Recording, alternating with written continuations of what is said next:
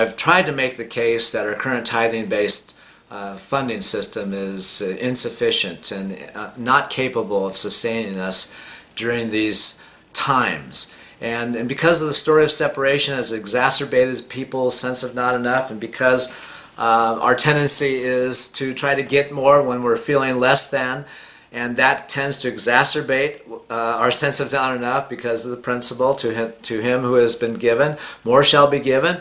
To him who has not, even that which he has shall be taken away. Because of that principle, we have a tendency to create more lack in our life, especially in our ministries, by focusing on what we don't have. And so the shift here is all about being more rather than getting more. But the being more has to live in a values context if we're to really align this effort with the funding our church. And so our intent is to really cultivate a dimension of people's capacity that lives outside of their self-system.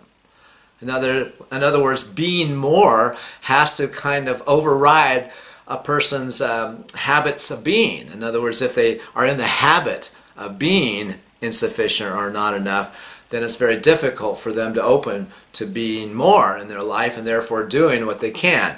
And so that's why it's so critical to have a shadow work as a component of this evolutionary process. Actually, it's just not going to be sustainable without shadow work, because people's not enough will derail it.